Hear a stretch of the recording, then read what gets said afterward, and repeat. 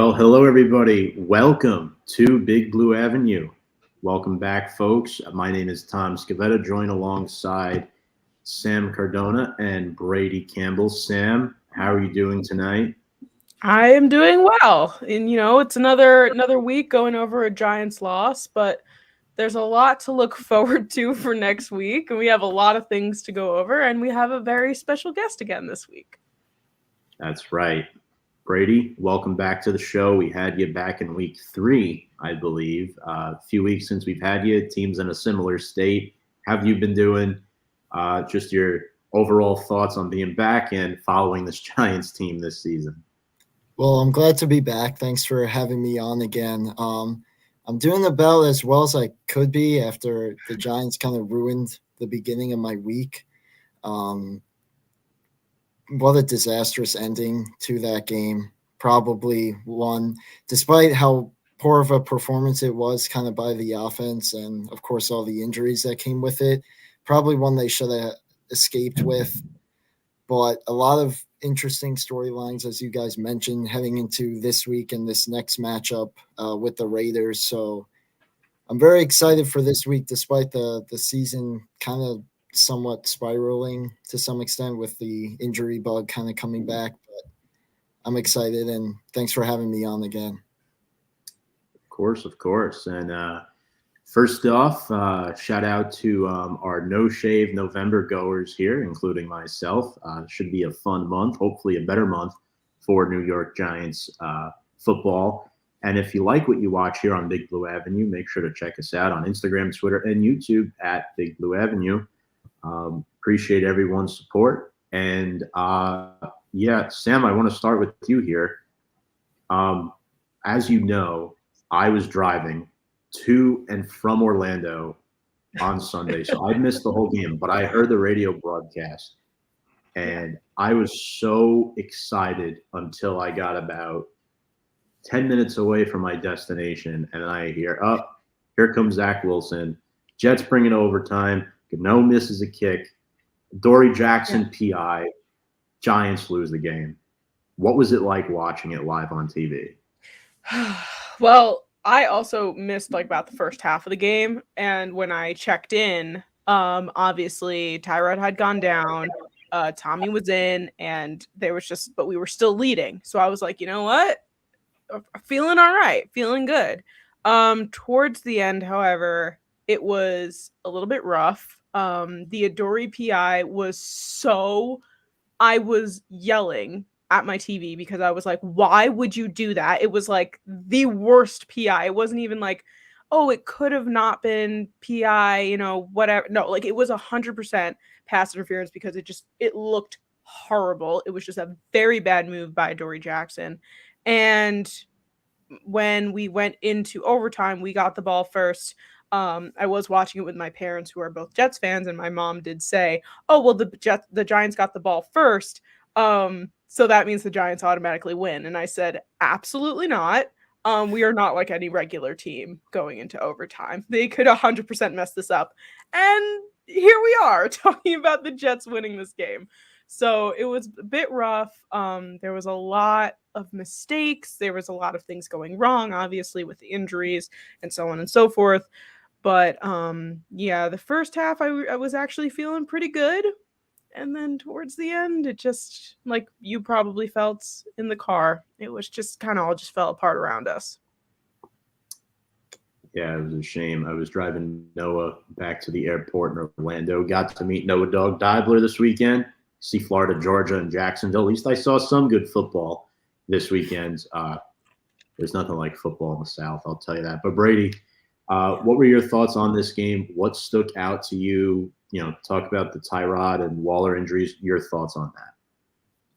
Yeah, it was really a roller coaster. I had a feeling getting towards the end. I mean, of course, they gave us a lot of hope with last season, but just the previous seasons and how this season was going, they sent out Gano, and I just had a feeling that somehow they we're going to miss a kick or the Jets were going to find a way to win. And like you were saying, Sam, once it got to overtime, I was watching it with my dad, and we were both like, it's over. Even if we get the ball first, especially, Tommy DeVito in, they're not really passing the ball.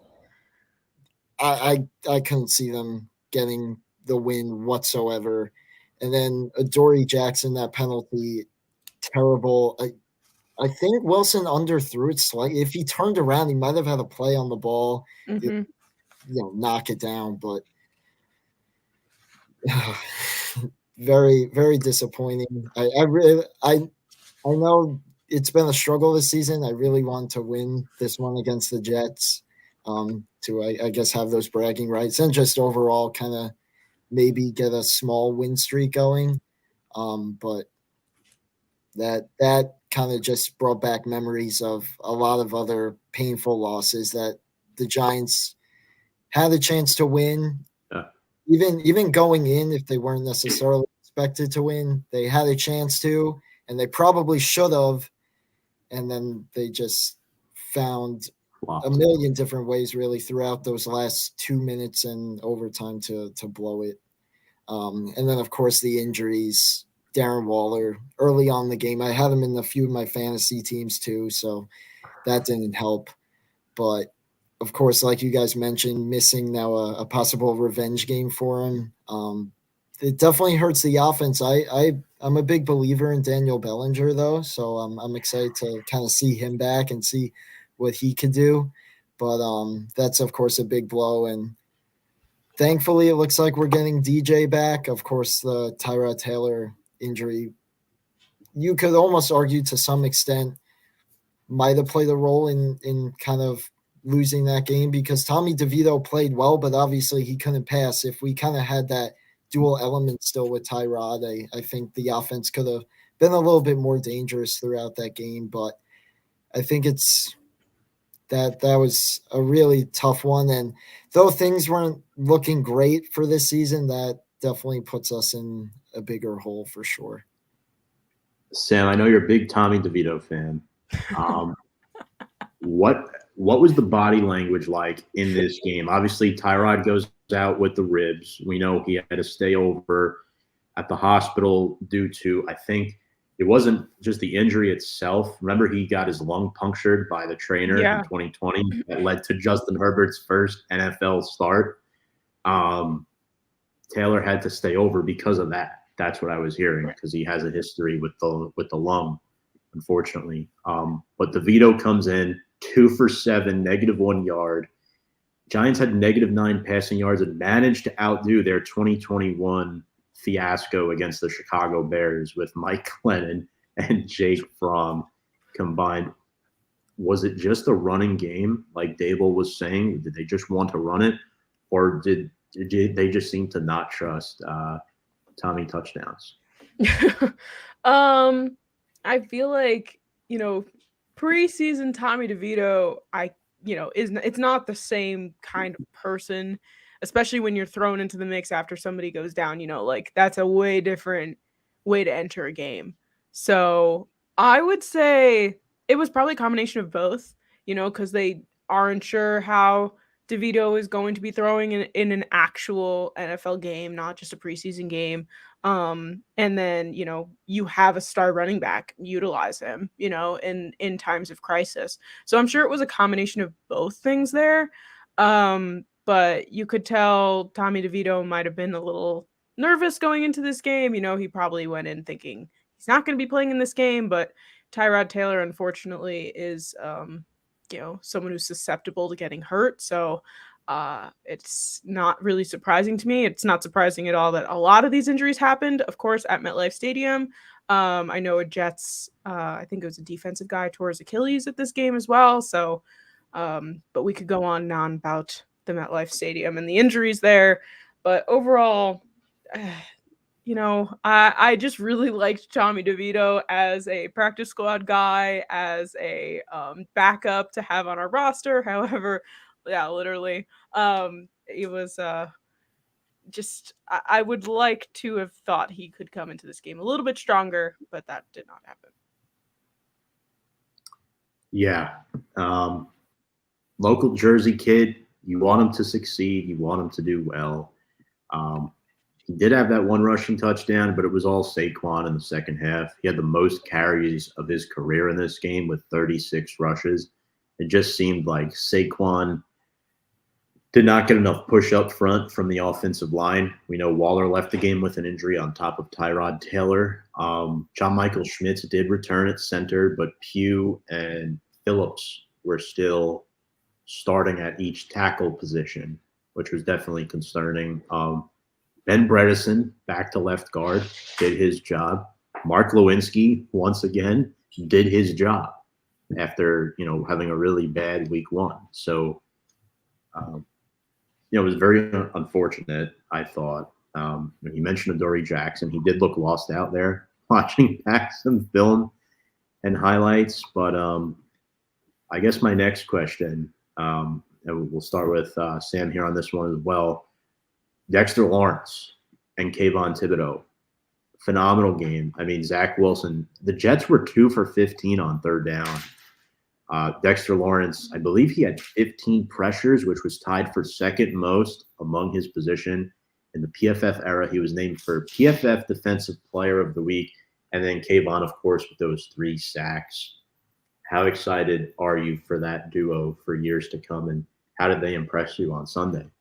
Absolutely. They were very impressive. I mean, Kayvon is still, there are a few things he still needs to iron out. And, this is only his sophomore year, but we talked about it this week, Tom. Dexter Lawrence is the best player on this team. Probably, him and a healthy Andrew Thomas are 2 of the best guys on this team. And like you said, PFF was, it was a 95 PFF grade. And I sent you this tweet that said Dexter Lawrence had 12 pressures on 28 rushes from a nose tackle against the Jets, and the rest of the NFL had 20 pressures on 251 rushes from a nose tackle. Very obvious the strength that this person puts on our defense. Like, Dexter Lawrence is amazing. I'm so happy that he's still around. I know we'll talk about it a little later, but with the loss of Leo, it's going to be, more on him. But I think that he is very able to handle that type of pressure. But him and Kayvon, God, it's just like the one shining light in this team that is consistent every week and we can pretty much rely on in terms of a game like this.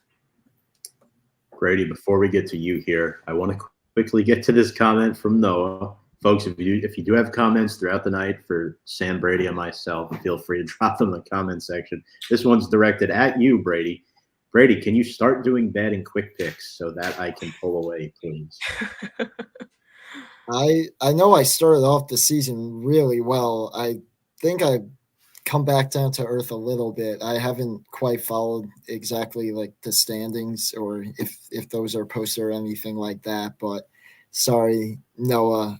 Some of them, especially the last few weeks, I feel like every week there's more and more games that are like closer and toss-ups. But I feel like I've gotten lucky most of the time on those.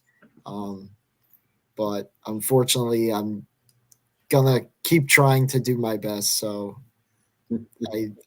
sorry, no such luck, hopefully. Yeah, Noah's our good buddy troll here. Great to meet him in person, by the way. Brady, what about you? Kayvon Thibodeau, second year. Dexter Lawrence, 5th year. They really cover up some of the holes on this defense, and it's led to, I think, outstanding linebacker play too, with Bobby O, Micah McFadden, Isaiah Simmons. Just talk to me, because now it'll be ever more important with Leonard Williams getting dealt, which we'll talk about shortly. Yeah, I've been a huge Dexter Lawrence fan, and of course now he's finally getting more of the recognition he deserves. I feel like since he's been on the Giants his whole career, and up until last year, they were obviously very bad. He didn't quite get like the recognition he deserves, but also the last few seasons, he's kind of really turned it on. And some of the statistics you see, like you guys were talking about, are just ridiculous. And Kayvon, he's kind of been up and down. And of course, he's had his injury struggles at times as well. But it was really satisfying to see him have the game he had alongside Dex, especially with some of the comments that were kind of made upcoming towards that game by some people. But I guess he took that personally, which is even more of a shame that we didn't end up winning that game, especially late in that game when Thibodeau had a few sacks on Zach Wilson and those guys really got involved.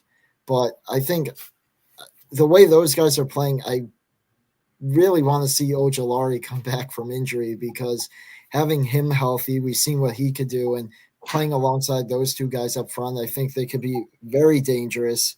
And like you were saying, I think the linebacker play of Okereke and McFadden had another great game as well this past week.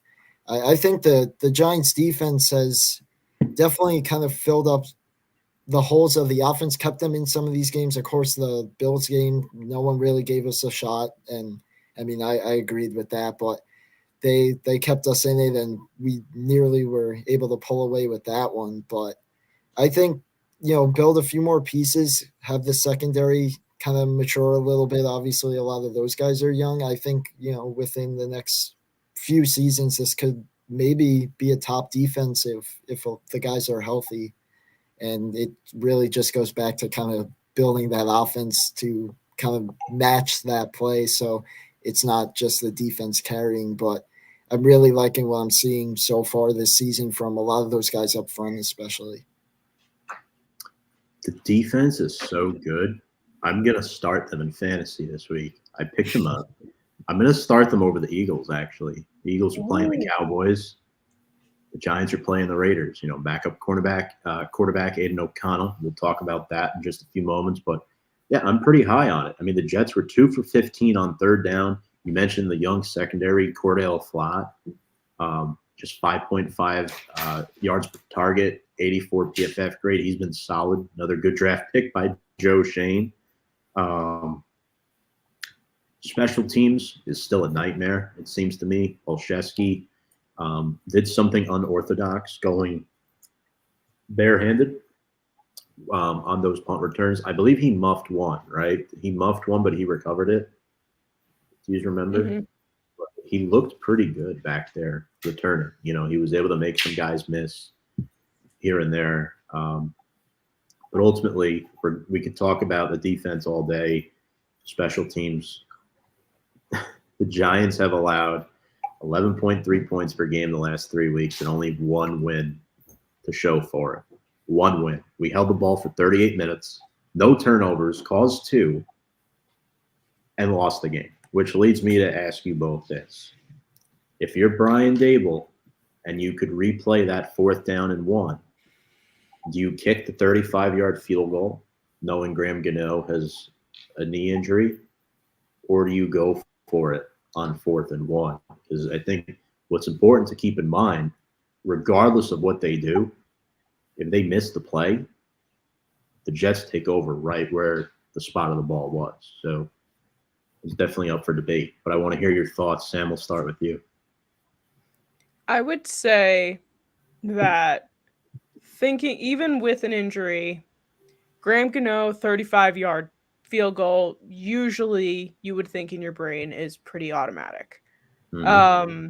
With this offense, with Tommy DeVito, with the way they were playing, I get where his mindset was. I understand why, going for it on 4th and 1 with a different team, I would say 100% yes, we should be going for it on 4th and 1 to win this game. And we were also, they were ahead. So why go for the 4th and 1? Like, it makes sense. But it's just unfortunate that Graham Gano did not make that field goal, which is and basically caused us, not the only reason, but a big reason we didn't win this game. Maybe if Daniel Jones was playing, maybe if the offensive line was healthier, I would say yes. But honestly, with the way that the team was playing, with the injuries, with the guys that were out on the field, I know they're putting it all out there, but I would probably go for the kick too. I agree. It's hard to say because it was such a short field goal that if he makes that kick, I'm not going to say definitely, but we're probably not talking about this because the Jets would have had to score a touchdown. And the way our defense was playing, I don't think they would have gotten it. But and if I recall correctly, it was like a full one. It wasn't like, a little bit short. It was definitely a full yard if I remember that correctly. And as we know with the Giants, they could struggle with that at times. Of course, with Saquon in the backfield, assuming they hand it off to him, you have a decent shot at getting the first, but I feel like you can't trust them. It's a mixed bag from game to game, whether, these third, fourth, and ones, they get it. Obviously, if they do, the game's pretty much over on the spot, but I can't really get on them for that decision. I understand it. I know Gano was dealing with an injury. That was a pretty ugly kick, though, for a 35-yarder. Of course, the weather may have played a little bit of a factor as well. And then the defense, who was playing so well, kind of course, aided by that one offsides penalty too, but they, I guess, to some extent, kind of folded on that last drive, kind of allowing the Jets to get there pretty easily. I know they were kind of playing their defense a little bit more kind of a contained defense, but that was tough to watch as well, and especially in overtime with that penalty. But I think Dable made the right choice despite the fact that it didn't end up working. If they went for fourth down, obviously they could have gotten it, but I feel like they're going into that play, there was less risk involved because Gano is dealing with an injury, but he's still out there. So I would like to think that, especially 35 yards, he should be able to make that one. Although I think the Jets, one of their guys came up the middle too. If there was like a botch snap, once again, could have had another block kick, which could have been really ugly. But I think I would agree with Dable trusting Gano from a short distance there.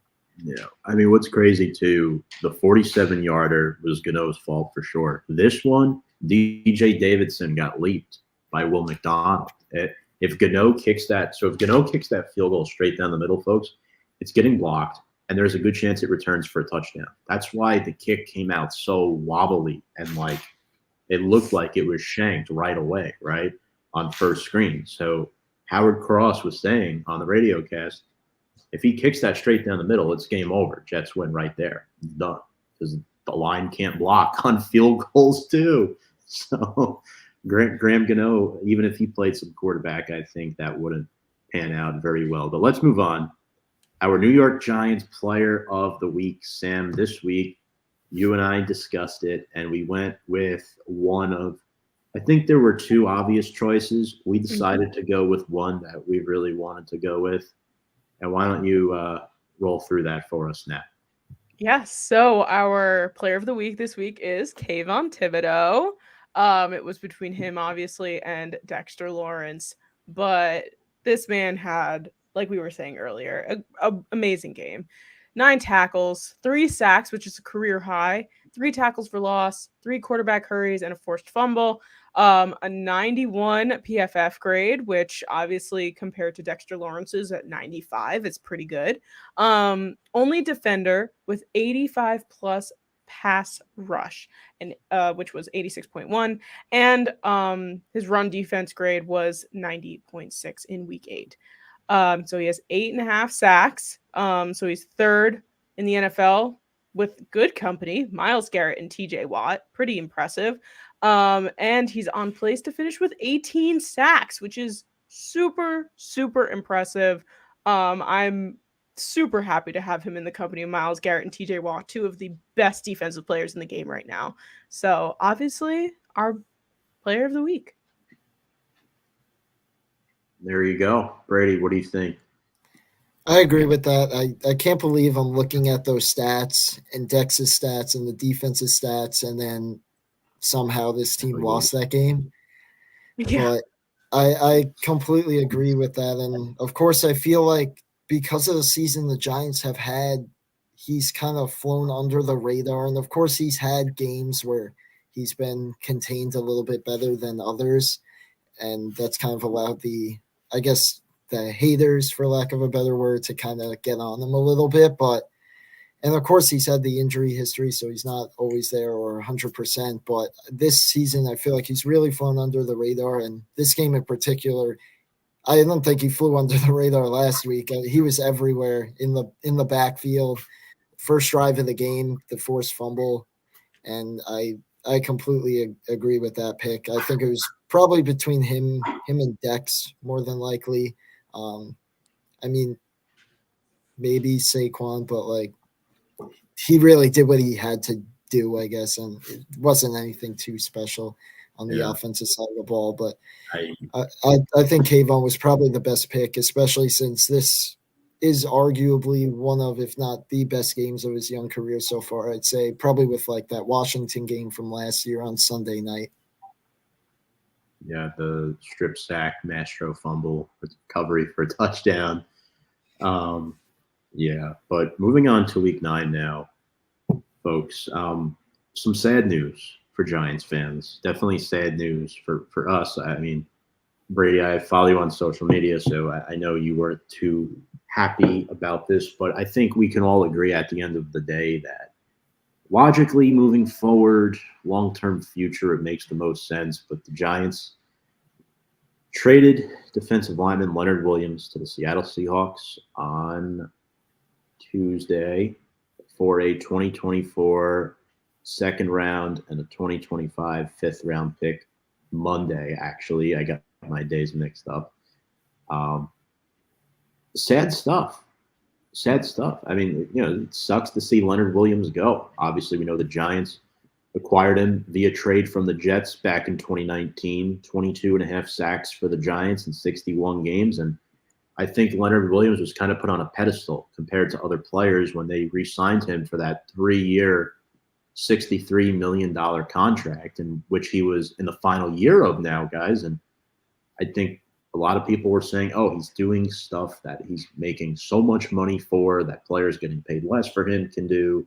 But now Leonard Williams joins a contender, and the Seattle Seahawks joins former teammate Julian Love, who is now with the Seahawks as well. But I think, to be fair here, I love Leonard Williams. He's a big leader. I'm going to miss him. I know Dexter Lawrence was very sad. I know I mentioned in my recap video earlier this week, this trade should have never happened, as in the Jets to the Giants trade for Leonard Williams, because the Giants were also pretty bad in 2019, and it didn't make sense to acquire Leo at the time. But I was happy he was here. It makes sense, though. You weren't bringing him back next year, most likely. Sam, I'll start with you. What was your initial reaction? I know you were a little upset about this one. Yeah, it's just more like you said, like Dexter, thinking about him, because I'm pretty sure it was over this past offseason, the Giants posted on their socials, like, Dexter seeing Leo across the parking lot and going, "My friend's here." And like, you think about them not being together anymore, it is upsetting. But I know that Tom, you sent me a video earlier today of Leonard Williams in his Seahawks gear, talking to the press, just being a complete gentleman, explaining how the process went, how he felt very involved, and how, he had nothing good to say, or rather everything good to say about Joe Shane. So, overall, it was a very, mutual understanding, it seemed like, which is, always good, a cordial ending to, being on a team. But in terms of us, I know that when we acquired Leo, I'm pretty sure we got a second round and a sixth rounder. So to send him off for a second rounder and a fifth rounder is pretty good. So I'm pretty happy in terms of what we received for Leo. But yeah, it's a little sad to see him go. But like I was saying earlier, Dexter Lawrence is a powerhouse, and I'm sure it'll be some adjusting not having him on the defense. But I'm sure that there won't be much of a difference happening with Dexter Lawrence still here. Brady, how about you? Yeah, that was, when I first saw it, that was definitely a painful notification to get, especially for a guy who when even guys like Dexter Lawrence was still really young and still trying to find his game, like Leo, the captain, one of the captains at least of the defense. And when the defense, like late 2010s, they were not great. And he was definitely one of the few standout players for sure. The whole team really wasn't that great back then. But I feel like because of the emergence of Dexter Lawrence and Kayvon Thibodeau kind of starting to find his game a little bit too, Leo is almost to some extent not like forgotten about, but you think kind of like the front four or those defensive linemen. He's kind of like the third or fourth guy you think of now, but he still played a huge role in that defense, especially the pass rush and of course the run stopping game.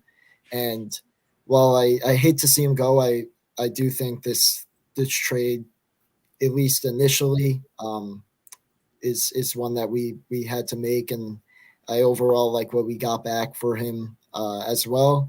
A chance to, of course, build through the draft, but definitely stinks to see him go, especially when the team, obviously this year they've kind of fallen back a little bit, but they have, especially the defense has really found themselves over the course of the season the last few weeks. It's really a shame to see one of the main pillars of that defense get shipped off. Yeah, and the Giants were actively shopping him. And the fact that Joe Shane was able to get a second-round pick in this year's upcoming draft for Leonard Williams is insane. I mean, look what the Commanders got for Montez Sweat. I mean, that deal wasn't as good. Mm-hmm. That deal didn't make any sense at all. They traded him to the Bears, who, I get it, have no pass rush, but this deal was – PFF really likes this deal. I think media really likes this deal. I mean, I don't like that Leo's gone, but business-wise, I love this deal. I love this deal because you get a second and a fifth-round pick in the future. Hopefully those draft picks pan out if the Giants elect to trade up in this year's draft for a premium offensive skill player position. I know I'm beating around the bush a little bit there. There is draft capital to trade up. So I think this is something that should be considered as well. Andrew Scarpacci, appreciate your comments, although you are a Packers fan, so I don't know what this is about here. Completely agree. Sad to see him leave MetLife in general. Remember watching him as a kid with the Jets' best score D-line years. Andrew Scarpacci. Appreciate you, man. I'm going to miss his smile, too. A great smile. Big cat. I'm going to miss his smile. But, yeah, I would have preferred to trade Adoree before him, but I was hearing only like a sixth-round pick potentially in exchange for him. So that was rather interesting. But other news, folks, Giants re-signed Gunnar Olszewski to the practice squad. Stanley Thomas Oliver, cornerback, signed to the practice squad. Matt Barkley signed to the practice squad. And Tommy DeVito is now on the 53-man roster, out of practice squad elevations. He had his 3, so now he has to be on the 53. But Matt Barkley, a guy who's played for 8 other NFL teams before the Giants, he's been a journeyman. He hasn't played much since 2020, but I guess he's QB3 for now. I mean, this is telling us that Tyrod is not – he won't be ready this week, and Daniel Jones is cleared for contact, so – it's going to be Daniel Jones. And that's that. Suspense. Have they come out and said Daniel's playing? Like for sure? Or that he was just cleared to practice? But they basically said, barring any setbacks, it should be him this week. Gotcha. Larry says, feel terrible for Tyrod Taylor. Feel like he can never catch a break. He never does. I'm with you. You know what's crazy, too? He got hurt in the Bears game, Sam, last year that he went to. Remember? And Saquon was running quarterback in the Wildcat. Like right at the end, right? It was like there was only a couple minutes left in the game. I remember that. That was rough. That was rough. And Andrew with this here. Oh, boy. Andrew Scarpacci. Appreciate your comment. Grew up a Jets fan, converted to a Packers fan. A-Rod the GOAT. Got it. I understand the path now. Yeah. Which, by the way, this might be confusing to some, but obviously we all know about the not exempt third quarterback to not count against the active game day total. So the way it works now is DeVito will count, not DeVito, sorry. Barkley, if elevated, he'll count against the active roster because he's not on the 53 man. He would be one of the two extras, total of 55. So in order to get that third exempt quarterback player, you have to already be on the 53 man roster, folks, as the quarterback. I know I had a few questions about that that were asked online. I thought Dan Duggan did a great job of clearing that up. So in other words, if your third quarterback's not on the 53 man roster, you don't get an extra roster spot. And so that's how that goes.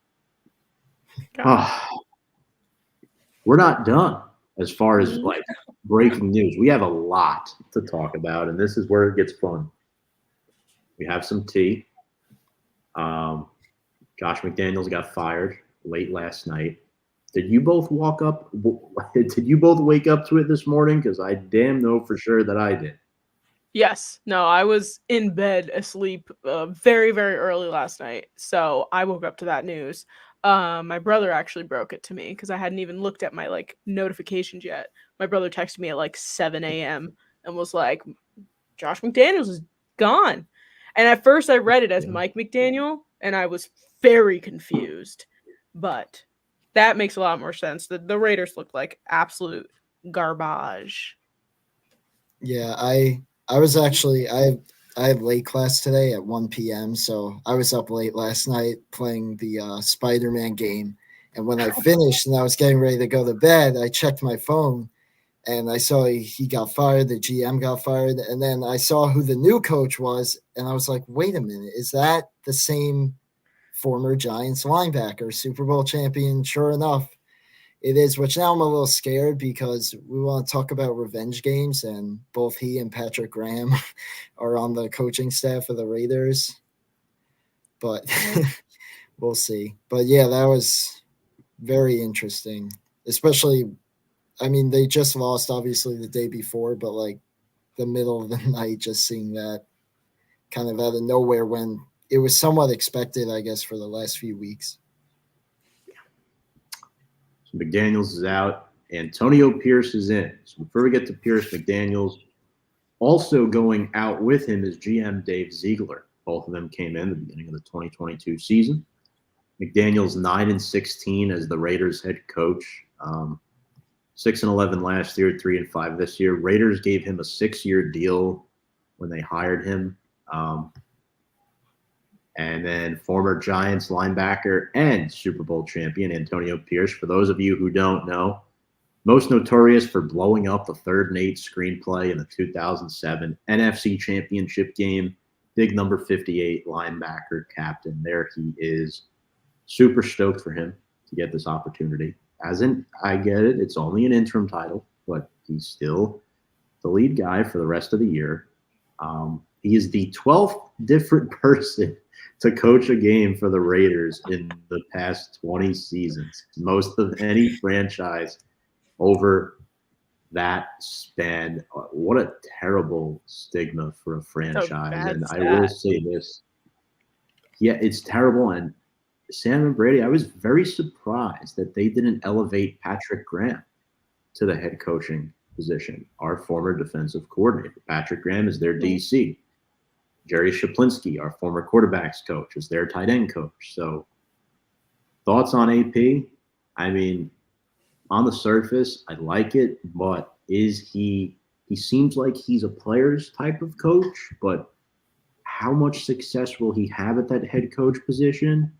I'm not so sure. I don't know if he's ready just yet. I think this is a placeholder, time being type of move. Yeah, it's actually, I'm always very surprised when coordinators are not the ones that are brought up into a head coaching position when firings happen in the middle of the season. Mostly because, it's coordinators who end up becoming head coaches a lot of the time after they've left the teams. Honestly, the first thing I thought of, because I did not put 2 and 2 together. Tom put 2 and 2 together for me because I just saw the Pierce. I didn't see Antonio Pierce, so I just like did not do that. Tom let me know it was Antonio Pierce, and I was like, oh, we know who that is. And it immediately made me think of other coaches who are originally players before they're coaches. Immediately I thought of Jeff Saturday and how poorly that ended up. But I'm hoping that because he was within the organization already, has a feel, knows what these guys are like. Obviously tensions are very, very high, or they were with Josh McDaniels there. I just can't really see the Raiders coming out with, better or as a better team. But I hope that he can just hold his own and do what he needs to do as a head coach. But yeah, I was also a little surprised Patrick Graham didn't get elevated here. Like I said, normally, these coordinators are the ones that kind of see these interim positions. So pretty interesting. But I think I'll root for him. We always like, once a giant, always a giant, as Eli says. So, well, not this weekend, but we'll root for him after that.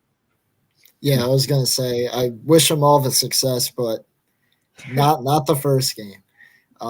But yeah, I agree. Usually you do often see the coordinators, and sometimes when you see like a linebackers coach or a quarterback coach, I'm always like, who, with all due respect, like where'd this guy come from? But I feel like oftentimes too, when you maybe not so much in football, I've seen it a lot in other sports, but maybe most notably like the Phillies last year or the Blues back when they won the Stanley Cup. But like coaches will get fired mid-season, and then all of a sudden like this kind of interim comes out of nowhere, and that seems to spark something in the team.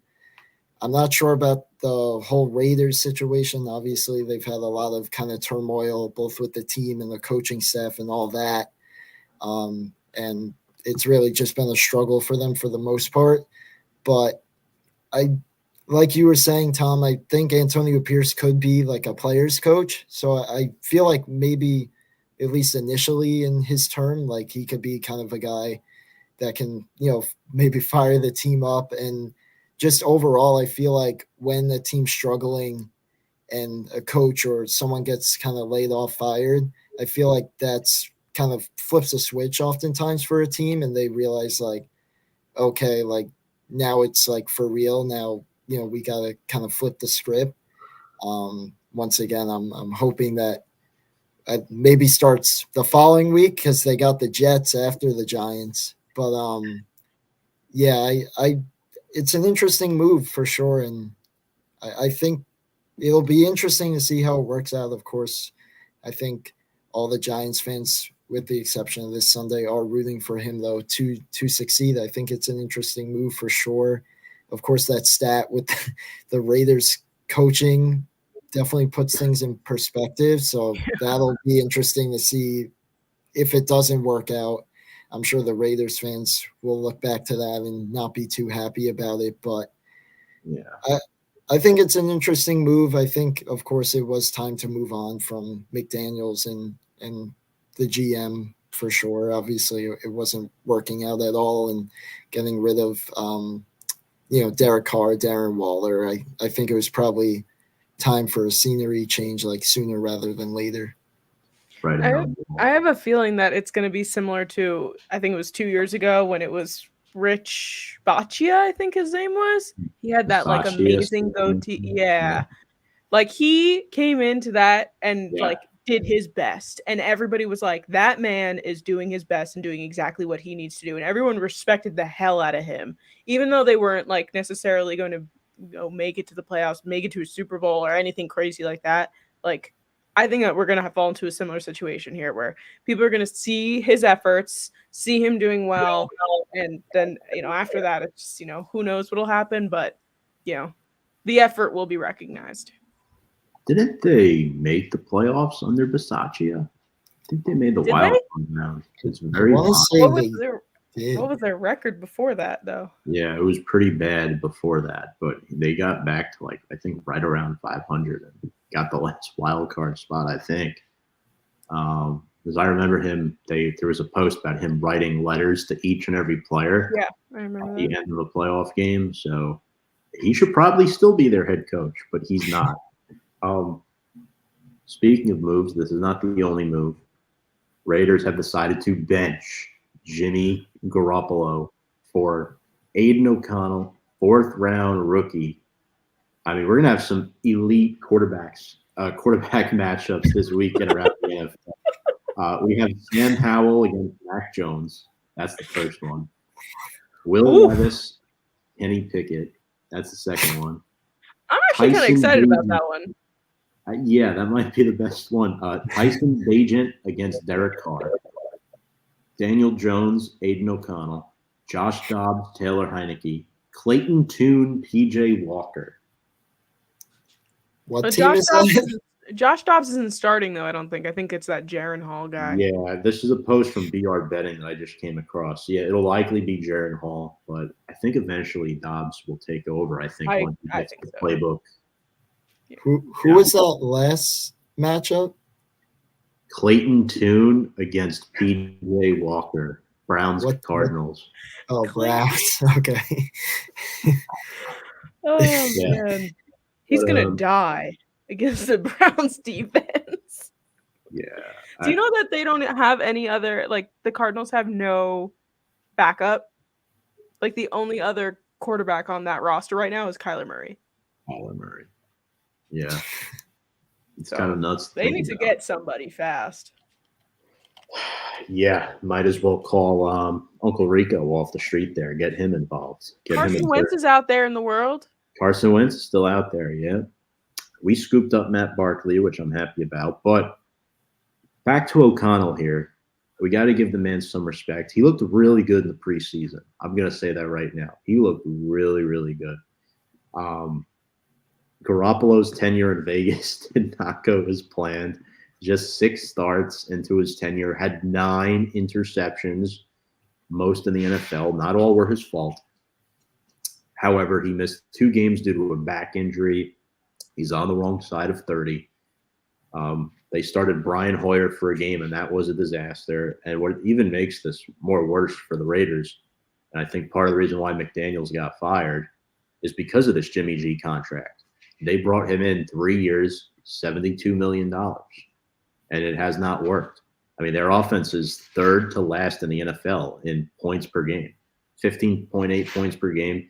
They average under 270 yards per game. It's atrocious. Only the Giants and the Patriots have worse offenses than the Raiders do in the NFL. Giants are last in the points per game category, by the way, as well as yards per game and yards per play. But we won't publicize that too much. We have to. They suck, but oh my goodness. I think O'Connell can bring some good play to this Raiders offense. I mean, as a Notre Dame fan, I think Purdue played Brady. You probably might remember the name. I forget who it was. Who was Drew Pine was going up against Aiden O'Connell, I think. And O'Connell looks good. He threw some touchdowns. Purdue, I mean, Big Ten quarterback. He's a Power 5 conference guy. So there's a good chance he can come out here and surprise us all. I mean, but he is not like your modern day quarterback whatsoever. He is a statue, pocket passer. He cannot move much. So I'm interested to see how that pans out against guys like Kayvon Thibodeau and Dexter Lawrence. He's basically a younger version of Jimmy G right now. I feel like right now, Wink should be really excited, fired up about this one then, for sure. I'm hoping this could be another week where I think this has the potential to be one of the best weeks we've seen from a Giants defense in a while. Of course, I believe Devontae Adams only had 1 reception, I think, on Monday night too. And I know he was really frustrated. There were reports that he might have even been looking to try to get traded, but I wouldn't be surprised at the same time if Aiden O'Connell has one of these magical performances, of course, because why not against the Giants? But I do think this could be a great week for the defense, and Daniel Jones coming back. we'll see what the offensive line looks like, which I don't want to say it, but Evan Neal, of course, has missed the last few games with injury, and I feel like this has kind of been some of our best offensive line play of the season, which it's not just him, of course. We're missing Andrew Thomas as well and a few other guys, but I think the offense has the potential to kind of step up here. I think they absolutely have to, obviously, to some extent save their season. Obviously, it's not looking good already, but I think this should be a really good week for the defense. And I think this, while it was kind of back and forth, I think this is almost maybe the Giants game to lose now with what the Raiders have done so far this week. Mm-hmm. Sam, what do you think here? We're still 1.5 point underdogs, despite all this nonsense going on with Vegas. Yeah, no, I think that I agree with Brady. Once this all started happening today, it was like all that false confidence just went right into me, and I was like, oh yeah, we're winning this game. We totally got this. But of course we would find a way to mess it up one way or another. But I still think, though, I feel confident about this. Antonio Pierce coming in, coaching his first game. It's got to be a little nerve-wracking, dealing with a new quarterback, dealing with a frustrated star wide receiver who got me 2.5 fantasy points last week and made me lose to Fonz, but it's fine. It's fine. I had Jahmyr Gibbs too, so you would think I would have won, but no. But there's a lot of things happening within the Raiders organization right now, and they're trying to fix it, and they're doing what they can right now, but I can't see that fix happening overnight. I know there could be that little bit of boost, starting something new, but the way the Giants defense has been performing, and the way Tom described Aiden O'Connell's way of playing football, I 100% can see this, one, being a very defensive game, and two, trying to utilize the vulnerability of the Raiders right now to actually get another win under our belt, which would be super cool of them to do. So we'll see what happens. Yeah. Sorry, I just saw some breaking news about Carl Banks possibly resigning from WFAN 660, which after that stuff that happened last week, I'm sure you both heard about that.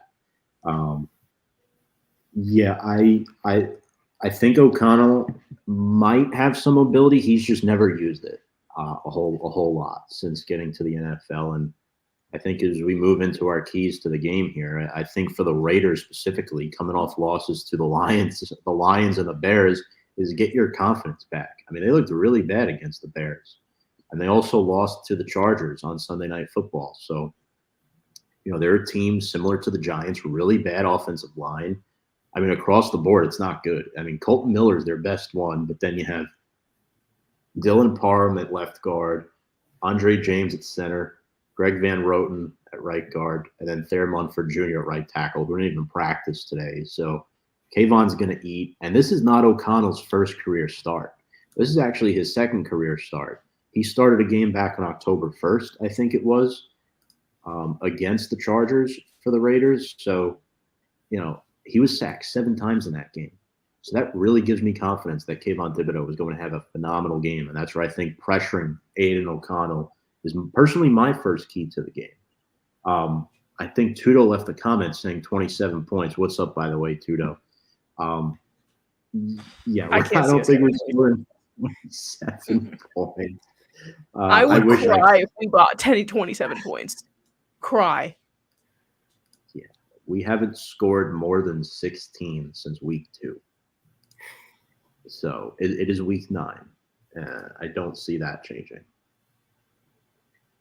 But yeah, Sam, what is your first key to the game for the Giants? Apart from, like I said, kind of focusing in on the Raiders' vulnerability right now in terms of them shifting everything, on the field, seeing that our defense is the strongest asset to our team right now, if it is Daniel Jones, I'm assuming Daniel Jones coming into this game, I can't imagine. I know that he's been out for a while. I know that they won't let him come in unless he's 100% healthy, but I can't see him just like coming back into this game like all fired up, all ready to go, and like not have a thing or two happen here. So let's make sure that he has the time as usual. I feel like I say this every week when Daniel's been playing. Give him the time to throw the ball, give him the time to do what he needs to do. Utilize those offensive weapons that we invested in the draft, Hyatt, all these guys, and help us get points on the board, because it's very obvious that the defense is doing their job. It's very obvious that the defense is holding these teams to a certain amount of points to help us win the game, and the offense is not just then scoring the points to get ahead. So we're right there. Let's just utilize this week as a get right week, if you want to call it that, and just give Daniel Jones time, and defense just keep doing what they're doing. What about you, Brady? What do the Giants got to do to win this game? I do agree with your point, Sam, by the way. Max Crosby is lethal, so please protect Daniel Jones. Yeah.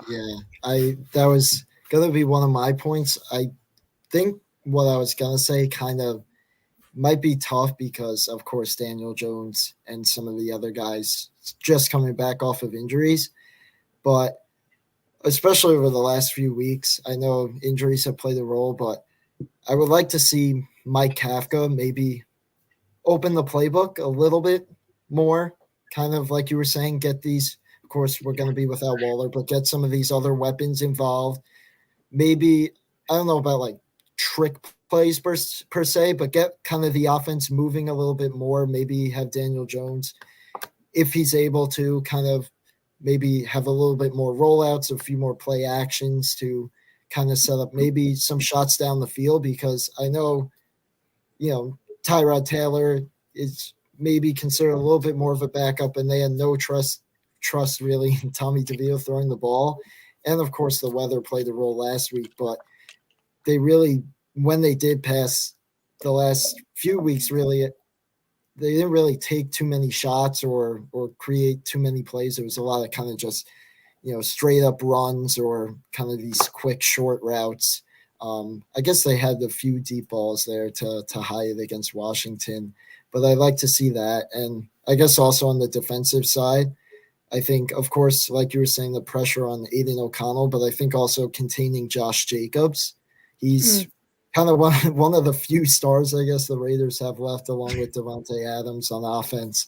But I think the defense overall, both in the run game and pass game, we saw how they did against Breece Hall this past week, with the exception of that one touchdown where Jason Pinnock threw his shoulder at him. I think if they can contain the run game as well, I think that would be huge in hopefully securing a Giants win. And the Raiders don't run the ball well, despite having Josh Jacobs. They're one of the worst rushing teams in the league, average 70 yards per game on the ground. And I think that really opens up Wink's funhouse that we often referred to it as last year. Blitz left and right. I mean, the Jets were abysmal on third down last week, and you want to get O'Connell in third and long situations, because typically a rookie quarterback's best friend is his tight end, right? His tight end or his running back on check down. So I am concerned about Michael Mayer a little bit in this game, being a security blanket. I think he needs to get targeted more, especially on third down. Only 11 catches this year for him. I mean, this guy was a second-round pick, regarded as the second-best tight end in the draft behind Dalton Kincaid. And now Sam Laporta's kind of stolen his spotlight a little bit, which irks me as a Notre Dame fan. But still, I mean, third down is where the turnovers come. These two teams met a couple years back. McKinney had a couple picks in that game. So Giants have won the turnover battle the last couple of weeks. I think it starts with stopping the run and getting off the field on third down, whether it's via turnover, forcing a punt, getting a sack, incompletion, whatever it might be. Huge asset to winning this football game, which I don't know. Do either of you have anything else you want to add as far as key? Obviously, scoring is key. putting points on the board, yeah, beneficial to winning a game. But I did just want to elaborate on that third down key because that was something that I mentioned last week going up against the Jets, because I think they had some outlandish, absurd stat that like out of 72 third downs, they'd only converted like 18 of them. And they're so right now last in the league in terms of third down conversion percentages at 22.9, and they're at 32. Vegas is at 30 with 32.5. So we could use that same type of mentality defense wise to continue to stop them. It's just the point of putting the points on the board to actually get ahead and win the game. But I feel like we could go into this game with a very similar mindset like we went in with the Jets. And you're right, Josh Jacobs not only does, the Raiders don't run the ball well, but Josh Jacobs is also still very disgruntled with this team right now. I mean, he came out and said, they asked him, what do we have to do to fix this offense? He goes, I don't know. That's not my job. And it's like, that's not really what you want to hear from your star running back.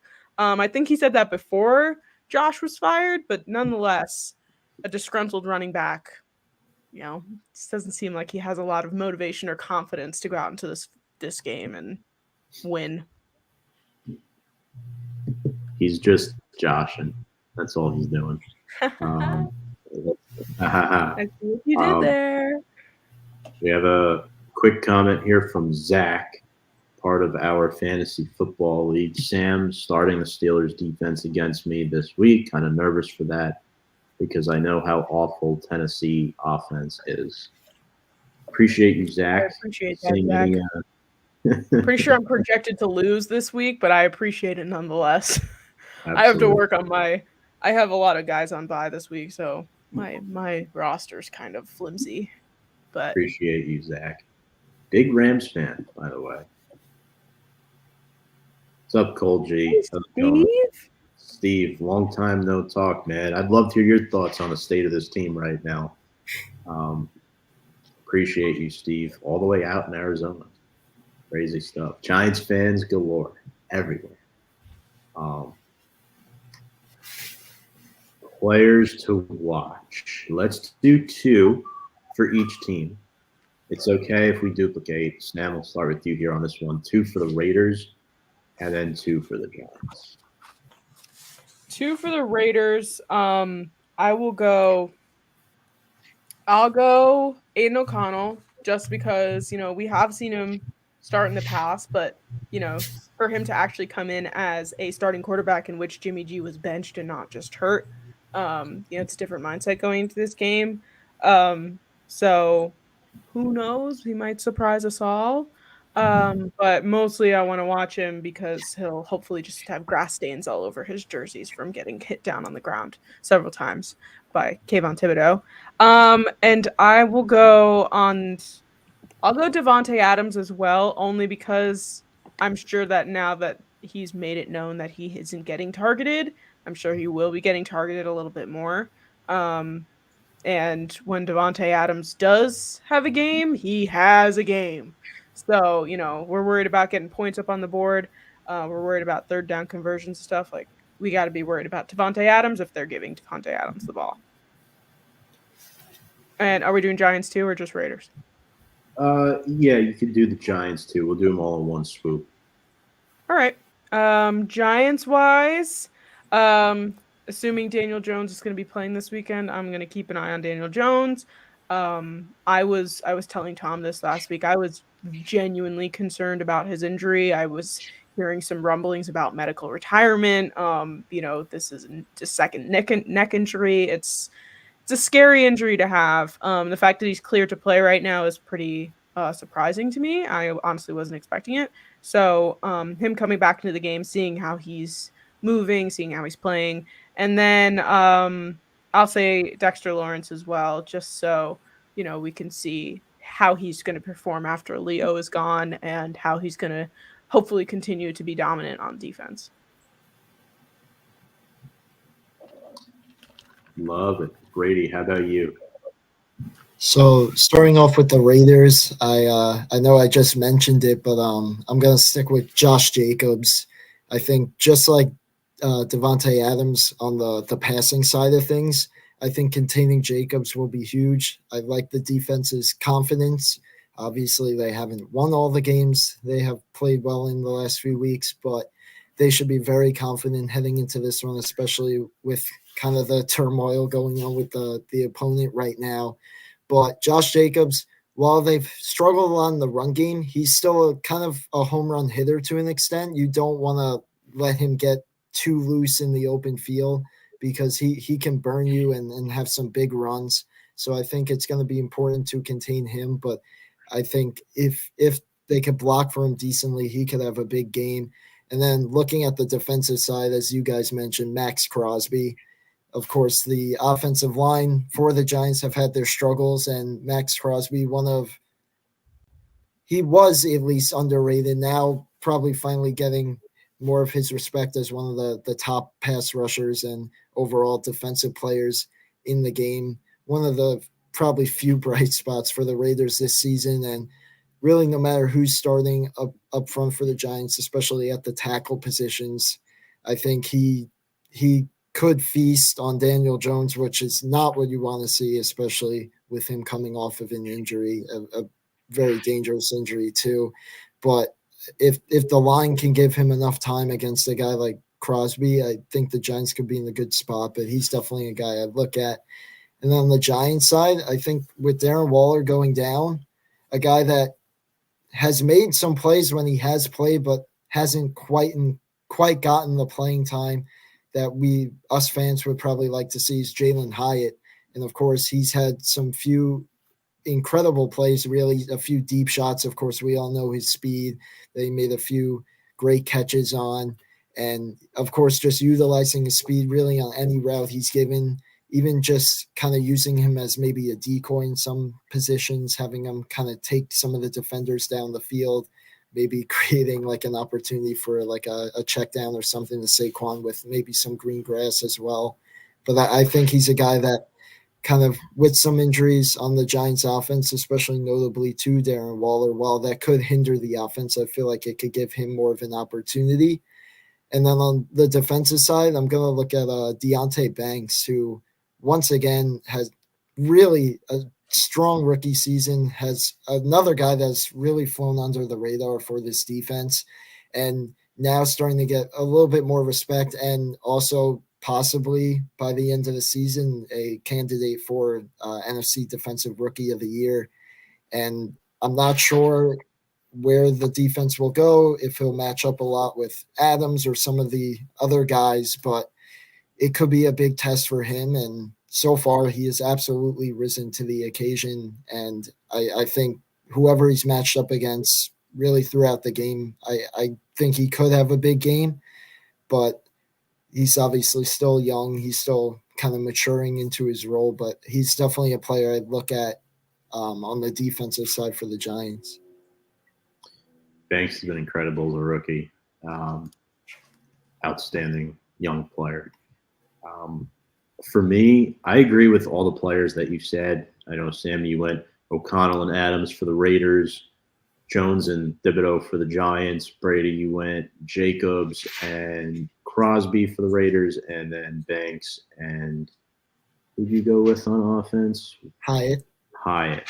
That's a good one, too.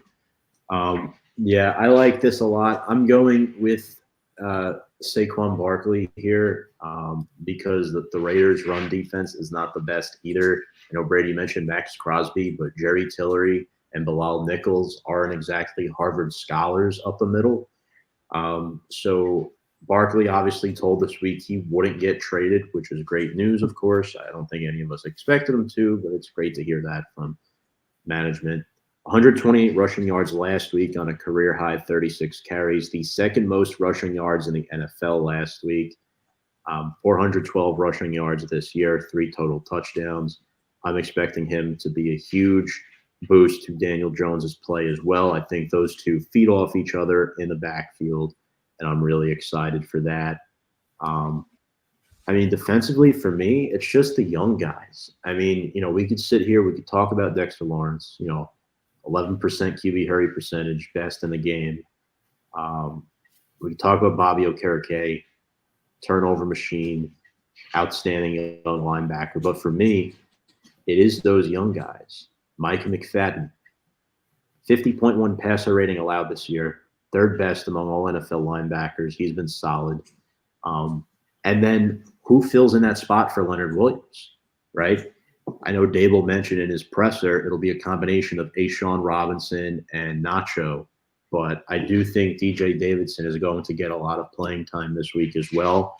With Leonard Williams gone, he'll likely have to get more reps at the 3-tech position. Chances are that Jordan Riley still won't be active yet, even with Leonard Williams gone, because the Giants will have to elevate Gunnar Olszewski again, and then probably Matt Barkley as the third quarterback. If they even do that, we'll see. But, yeah. Actually, they probably won't elevate Barkley. If Waller's out, they'll have to elevate Cager. No? Because Bellinger – only tight end active, that doesn't make sense. Mm-hmm. So, which I think Bellinger could have a big game too this week. There's so many guys. There really is. But I think we're starting to see DJ Davidson take that next level. I would like to see him develop into a starter.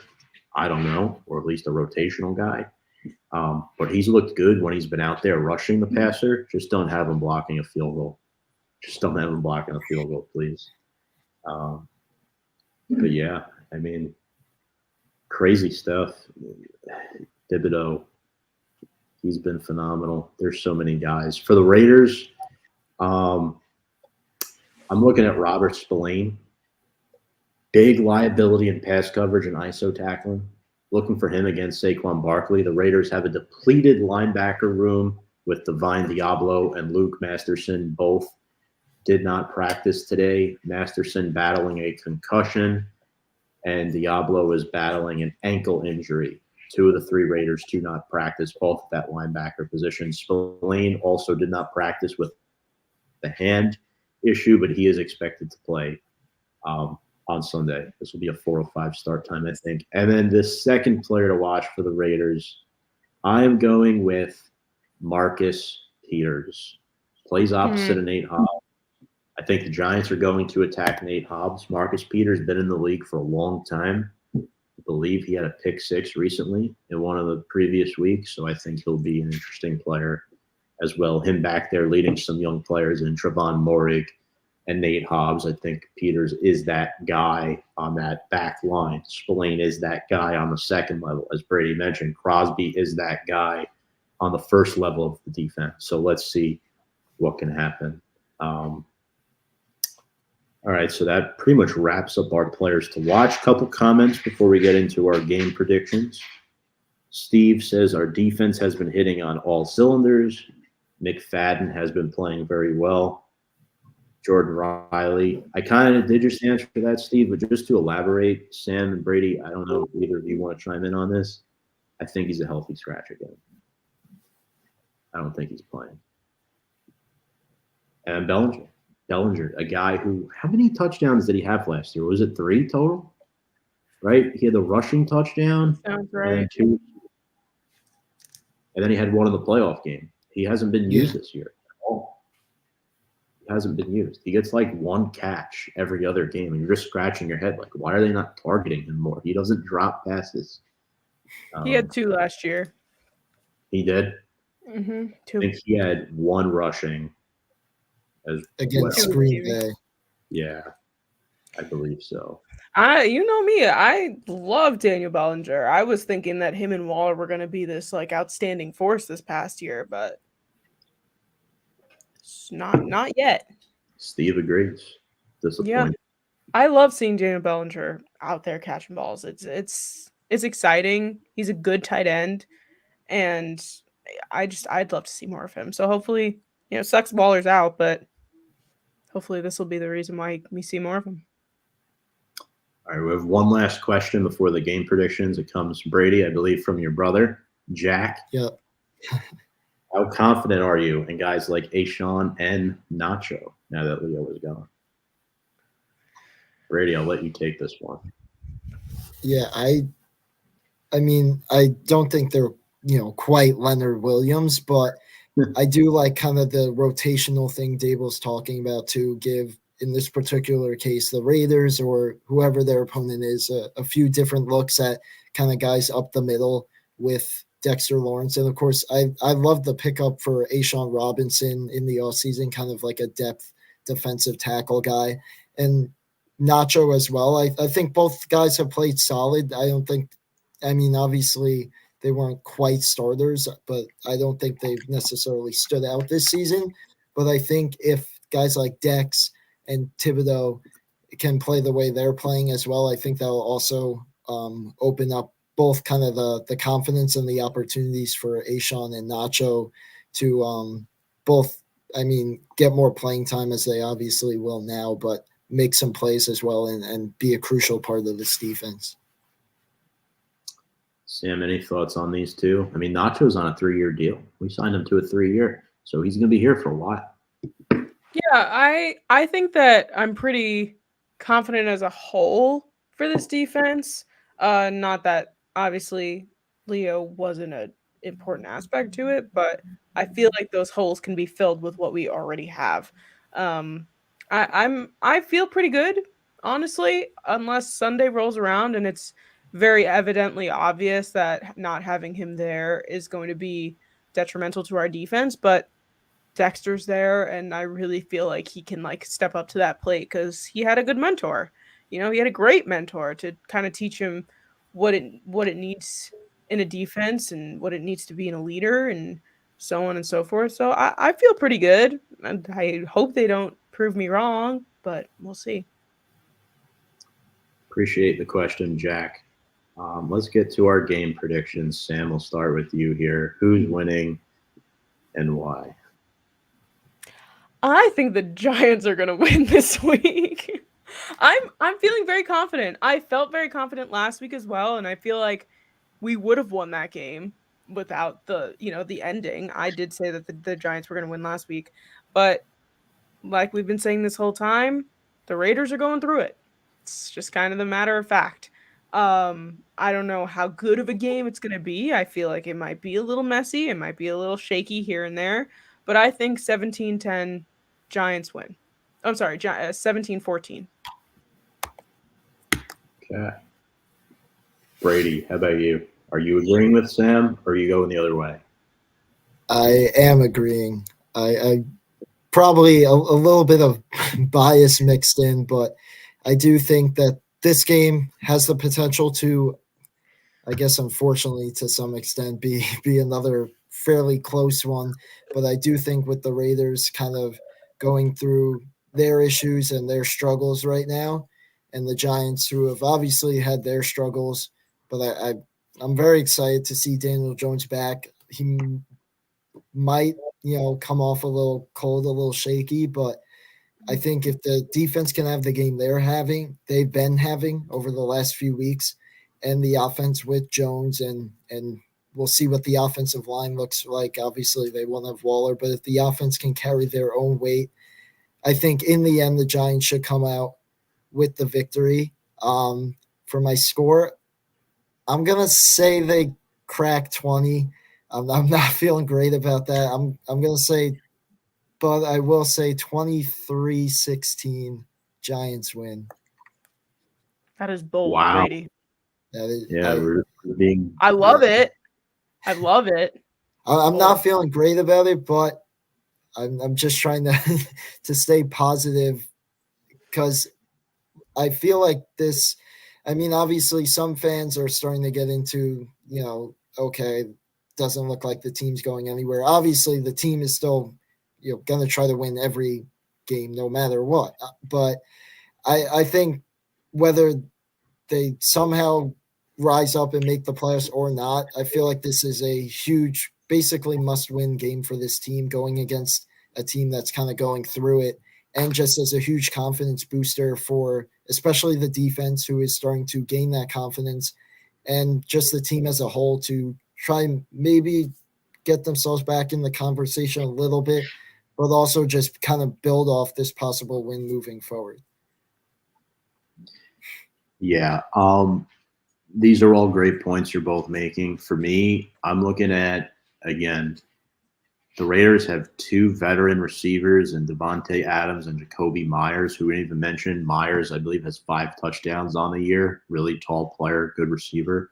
Going up against 2 rookie corners, Deontay Banks and Trey Hawkins, with Adoree in the slot, probably getting the Hunter Renfrow assignment. And Hunter Renfrow has really struggled this year too. Just to show you the state of this Raiders team, they've all been bad. Almost as bad as the Giants, probably even worse right now. I mean, let's be real. The Giants are 1 play away in each game from being 4-4.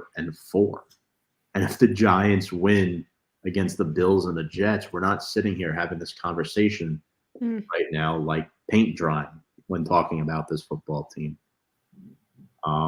You're right, Adam.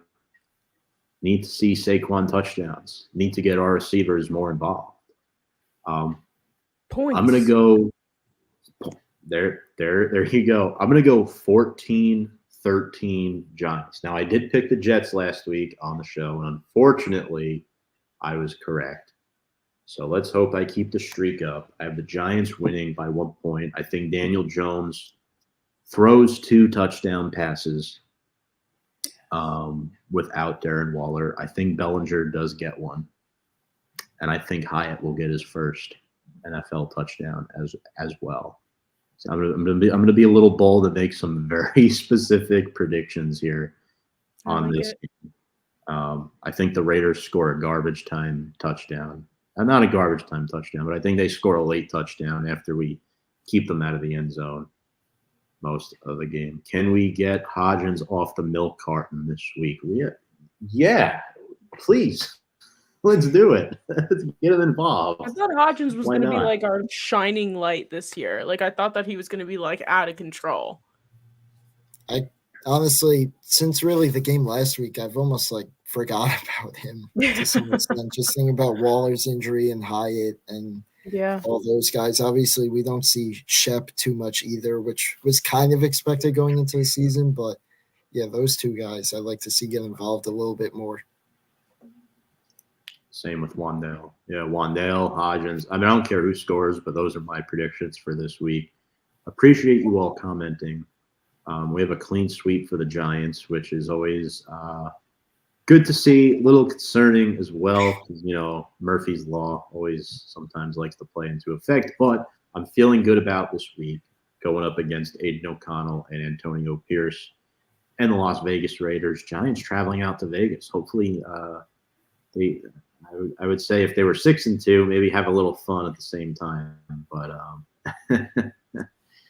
yeah, just got to focus on getting a win and getting to 3-6. Well, Brady, appreciate you joining us as our guest tonight once again. It's been a blast. Hopefully you bring us some good luck. I know last time we had you on. Yeah, I was going to say. It was fresh off a win, but they hung in there against San Fran for like 3 quarters, but it wasn't meant to be, unfortunately. Yeah. Sam, any closing thoughts here for the Giants before we sign off? Win. Good. Bring me some sort of happiness. The usual. The usual. That's right. Let's go Big Blue. We'll be back here next week. I believe we're playing Dallas again next week. Eek. Really excited to hopefully recap the Giants win, get to 3-6, and take it from there. 1 game at a time mantra with 0 room for error. On behalf of Brady Campbell, Sam Cardona, I'm Tom Scavetta saying so long from the crew here on Big Blue Avenue. Appreciate you all. Make sure to check us out on all our social media. Instagram, Twitter, YouTube, at Big Blue Avenue. We appreciate all of your support and all the love you have shown on our live streams, content, videos, and our tweets as well. All right. Without further ado, folks, let's go Big Blue.